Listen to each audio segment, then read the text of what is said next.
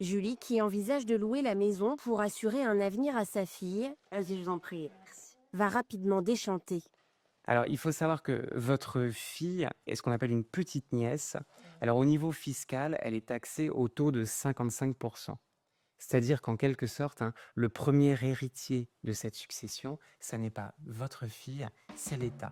Oui, il y a plusieurs choses importantes dans cette vidéo. La première, c'est que effectivement, l'impôt de succession, ça peut coûter très cher. Et plus on est loin dans la famille, et plus l'impôt augmente. Donc, ce qui coûte le moins cher, c'est les transmissions entre parents et enfants, où on a un abattement de 100 000 euros, et ensuite on est taxé selon un barème qui va de 5% à 45% pour la tranche la plus élevée. Mais dès qu'on a un lien de parenté qui est un peu éloigné, comme c'est le cas ici avec la petite nièce, eh ben on peut être sur des taux d'imposition très élevés.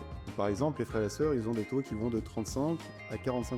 Et les neveux et nièces, les petits-neveux, petites-nièces et certains cousins ont une imposition de 55%. Mais ce qui coûte le plus cher, c'est quand on a un lien de parenté très éloigné ou que tout simplement on transmet à une personne qui n'est pas de notre famille, et là le taux est de 60%.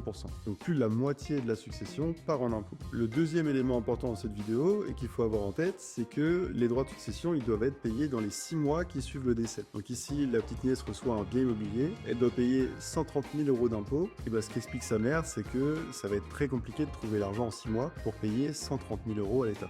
Donc c'est très important de préparer la transmission de son patrimoine assez tôt, en allant voir par exemple un notaire ou un expert du sujet, et encore plus quand on veut transmettre à des personnes qui soit n'ont pas de lien de parenté, soit ont un lien de parenté qui est très éloigné. Si cette vidéo t'a plu, abonne-toi à notre compte pour ne pas manquer les prochaines.